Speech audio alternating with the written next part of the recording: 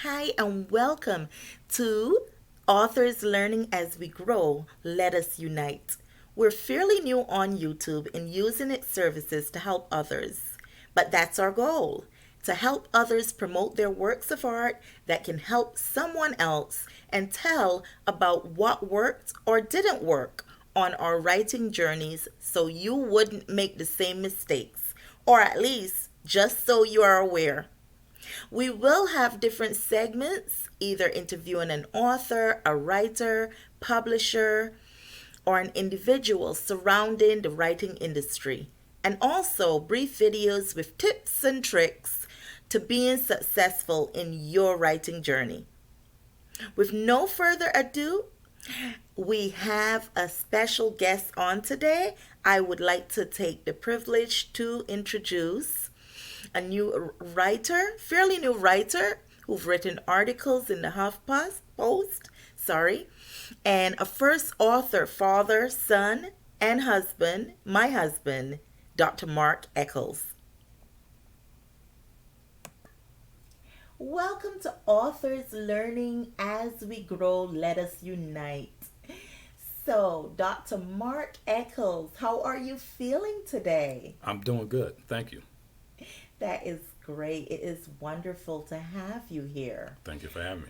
Okay, so my first question to you, what inspired you to start writing or to become the author you are today? I've always loved writing. I like to educate others. I like to try to write about things that I don't see other people talking about, or to provide insight to issues that I don't feel other people are addressing. So just wanting to educate others is what has inspired me to write. That's wonderful. Thank you. I understand and have read some articles you've written in the HuffPost. Can you share a bit more about that? Of course, yes. Most of my writing focuses on family.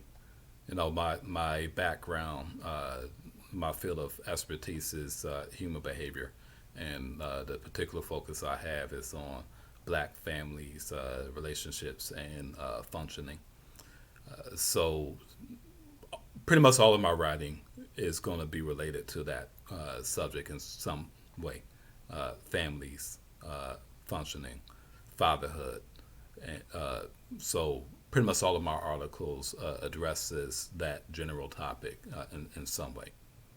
Okay, how many articles would you say you have out in the HuffPost Uh, or I out there, period? well, I've written for HuffPost. I've also written for the Black Detour. Uh, in addition to the books I've written, probably I would say maybe 12 articles over the past few years. Okay, great. Okay, and how many books have you written and had published? I've written two books. The first was co-written with my wife, yourself. Uh, the second book, which is now out, is African Diaspora Relationships. Okay, and before we get to that beautiful, incredibly interesting book, how would you say you began the process of writing? I've had writers, and each have a different approach of writing and going through the different steps. How did your process begin? Okay. My approach is definitely not one for the textbook. Definitely goes against all recommendations. I pretty much write when I'm inspired. I don't use an outline. I don't plot, what I'm going to write about. I just write from the heart, and it just comes to me. And because of that, when it comes to me, it flows. Downside to that approach is that it's very difficult to force myself to write. I just write when inspiration hits me. I like that, my spontaneous writer, and I'm a lot like that too. So I think we have that in common. Okay, so what authors would you say have influenced you in some way or form. Do you have a favorite author? I don't have a favorite author. Prior to focusing on families, I was a student of history. So I am more of a fan of topics than I am of individual writers. I love history, particularly black and African diasporan history, African history, Caribbean history, just global black history, you could say. Uh, Very interested in that. Anything having to do with family and relationships, I'm going to read to the news. I'm just an avid reader. So I just love to read. I'll read some of everything. Uh, Not a particular fan of any one person, but just a lover of reading in general. Oh, that's great. That's wonderful. Um, so now to the next topic that we have all been waiting for, your latest book. Can we see a copy of your latest book? And we're going to move Yes. on to what influenced your published book, already out, African Diasporan Relationships. Yes. What was the inspiration behind this new book? Pretty much the inspiration behind my current book was a personal journey. For the past 22 years, I have been in African diaspora relationships, and what that is intercultural relationships between black people from different countries. African American with Africans, African American with Caribbean, African and Caribbean, African American, Afro Latino, Afro Latinos with Africans, relationships with Europeans of African descent. It is intercultural relationships between two different black people. And for the past 22 years, it's the type of relationship I've been into leading up to my marriage to yourself, my beautiful wife, who's originally from Barbados. The flag represented behind me. Oh, thank you. Thank you. My next question you pretty much answered. So it was about whether you use an outline for your book. So I'm going to move on to the next one. Okay, so since you answered my question, moving on, I will share a portion, small portion of your book that stood out to me and why. And then following that, you can share if there were any parts of the book that was your favorite or good piece that you wrote and you stood out to you, a part that you enjoyed sharing the most. My segment was on page 56, if I believe, page 56 with Donna. She shared a lot about her husband and how they met was online and about how they started and their dynamics not quite meshing at first, but they learned through each other disadvantages, the advantages, and how they work through that, learning together about each other to make it all come to fruition in a positive light. And this inspired me, and it also it connected with me because that's how we met. We met online, and Right. the storyline, except for a few exceptions in there, was pretty much similar. So I really like that. She stood out to me amongst everyone else. So how about your story? Did anyone stand out to you more? No one stood out more than the other. I think one thing that was really beautiful about the interviews in the book. I have said before that the book was inspired by my experiences. However, African diaspora relationships are more common than many people realize. That was one of the reasons why I wanted to write the book, and to demonstrate that, I wanted to interview others. I didn't want it to just be about my story. I wanted others who were in these type of relationships to share uh, the experiences that they had.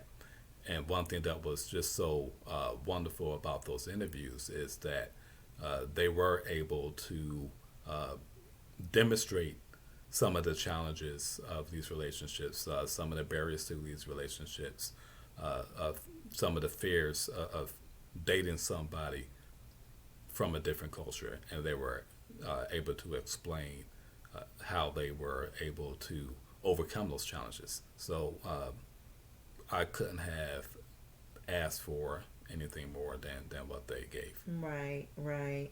Okay. And then was there any part of your book you found to be challenging to write? The most challenging aspect of the book was one of my favorite parts, the interviews. It took me 3 years to write the book. The majority of that time was just trying to secure the interviews. I knew that a lot of people were in African diaspora relationships, and I knew that because I know a lot of people in African diaspora relationships.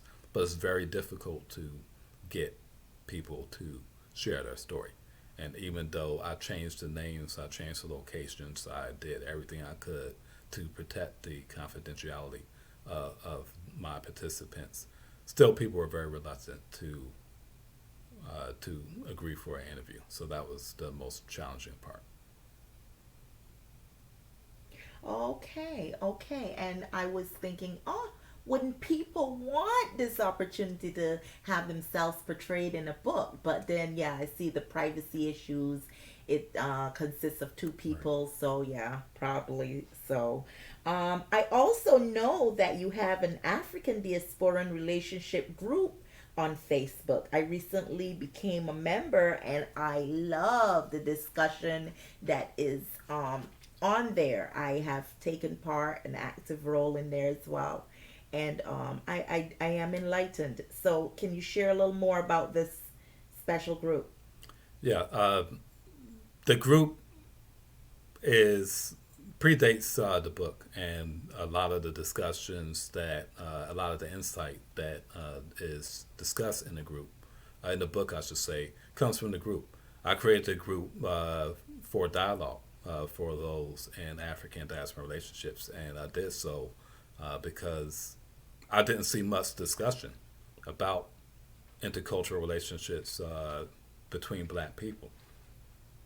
Black relationships is a very popular subject, often a very controversial subject because usually when you talk about black relationships, you talk about negative experiences.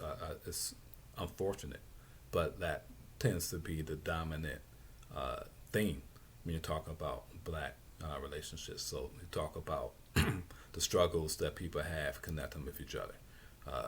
You talk about trying to date as a single parent. Talk about differences in income and education while dating. Even discussing uh, alternative relationships like interracial relationships and all these different dynamics. And then you talk about black relationships, but I noticed that no one was talking about African diaspora relationships, intercultural Mm-hmm. relationships with black people, and uh, how many of those relationships can be successful. So there was a gap in that narrative, and I wanted to bridge that gap to bring these type of relationships to the forefront and to give space to discuss the benefits and challenges of it. Yes, and there are so many because when I moved to New York, almost every other couple was within an African diaspora relationship. So I definitely see this as a needed topic, something that a lot of people can learn from and who's searching for love. This is a book that can help, can definitely help to see what to look for and what cultural differences you need to probably prepare for. It's a great book in that sense. Thank you. So, do you have a page on Facebook that highlights and encourage discussions pertaining to your new interesting book?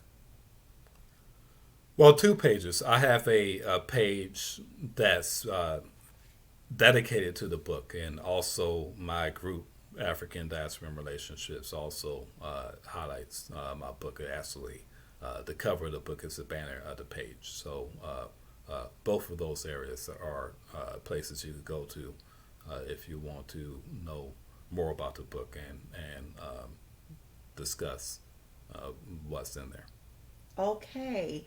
So tell us, what was the process or the process you took for yourself in publishing? Did you go with a publisher, self publishing? How did you promote your book? The avenue I went was self publishing. I could have gone a traditional route. The reality is that I felt that self publishing would be easier. To my knowledge, this is the first attempt to write about intercultural relationships between black people. I did not know if there was going to be a big enough audience to attract a publisher, but it's a subject that I am extremely passionate about. I think that there's a need for others to know about it. I wanted the information out there, so I felt that it was important for me to self-publish. So uh, the information is out there for people to obtain. Okay, what would you say were the advantages so far and the disadvantages with that? Uh, the advantages of self-publishing is that you could have your work out there without outside interference, without some publisher telling you that your work is not good enough, and they don't think it will sell. That is the benefit of self-publishing. You have control over your product and your project. The disadvantages of it is that you have to navigate the process on your own, from editing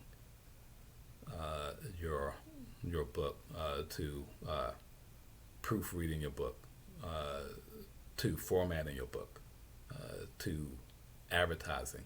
All of that is on you. Uh, there are some companies that you can pay to help you with some of that, uh, but it can be pricey. So you do have to do your research and be prepared for the expenses that you're going to have. That is true. Research is key. Very, very true. Okay, so what's next for you? What's next for you as a writer and new author? I know you have another profession that takes precedence, but is there a part two of African diasporan relationships or another related or non related book in the works? What's next is moving wherever the spirit guides me. Uh, Literally, I continue to write. I continue to work on projects with my beautiful wife. Uh, we've discussed possible movie scripts, other book projects.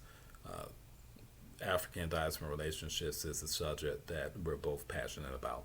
So hopefully you'll see a project like that from us uh, for the world to enjoy. So just Ooh. continue writing projects and just go and where we're led to move. Yeah, I like that. Secretive about the next move a little bit. So, what advice would you leave the new writers, the new authors coming out on the process and getting published? And what would you leave for them? My advice with anything is that you have to do what you are passionate about. Uh, no matter what you're doing, it has to be find an area that you're passionate about. If you're passionate about something, it's very difficult to be discouraged because when you are trying to achieve success, you're often going to have barriers in your way. and you're going to encounter resistance that can discourage you. And what motivates you to go on is your passion for a project. So do what you're passionate about, learn as much as you can, and continue to keep working at it. And you will be successful. I like that. I like that. And it's so true. When you have something good in the works, you will get discouragement, you will get barriers, but you have to pull through and fight through and definitely set your mind up to just do it. Just get it done and things will land and come through for you in the right way. Right. Absolutely. And to wrap up our interview, I'd like very much if you could read just a paragraph, maybe, of a small portion of the book, and any last words why we should go out and purchase this very interesting read, and what can one obtain, the knowledge that one can obtain and achieve from reading African diasporan relationships. Well, it's very difficult to choose my favorite part of the book. This was literally a project of passion.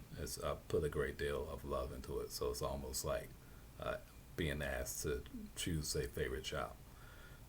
But I will read one part of the book that I did enjoy writing. This is from the second chapter, How to Meet Black People from Different Cultures. So I begin with on July 2018, I wrote an article for the Black Detour, encouraging black women who were struggling to find love with African American men to consider dating within the African diaspora. Although the message was specific to African American women, written in response to another article about a book encouraging black women to date interracially, it applied equally to African American men as well as anyone within the African diaspora. A response to the article was generally agreed to what I propose, also expressed one of the primary concerns about African diaspora relationships, specifically, how do you meet black people from different cultures? The good news is there are a number of different ways to meet with black people throughout the world. And the reason why I chose that and why I thought that was important is that we're often limited in our focus. We're limited by what we know, where we live, who we meet on a day-to-day basis. But the reality is this is a big world. Uh, Looking at the black community in America, which is where I'm from, there are roughly 44 million African Americans. But in the African diaspora, uh, this includes the Americas, Canada, Central and South America, the Caribbean, Europe, there are 171 million people of African descent or black people, or whichever you prefer. So we go from 44 million in the US to 171 million in the African diaspora. And that does not include Africa. In Africa, there are a billion people. So when you look at the African diaspora, what may seem like a small pool is increased incredibly. So just making people aware that if you're looking for love and you want to have love with a black person, and having success where you are, just consider the diaspora. Uh, just want to make people aware of the options and just how diverse we were. Fantastic, fantastic. You couldn't have said it better. I'm going to need you to be my researcher because that's a part that I really don't like so much at all, but that was fantastic. Thank you so, so much, Dr. Mar Echols, my Thank you. companion, published author, husband, and more. I thank you for your time, sharing your writing and helpful tips, that others can use, a new guide that you've definitely written for us to assist any person seeking love in the African diaspora on what to look for, things that will help overcome the challenges that one might face, and sharing how some other couples enjoy and successfully date, marry, or live with a person with other cultural beliefs and are from other countries. We thank you again, Dr. Mark Echols, for Thank you. coming. Thank you. So we're so happy to have had you. All the best with your book, the marketing, and continued journey for its success. To our viewers, until next time, please be safe and thank you for tuning in. My name is Andrea Echols, and I would love to have you back. Please don't forget to subscribe, like, or comment, or both. We love to hear your thoughts. Thank you for viewing with us.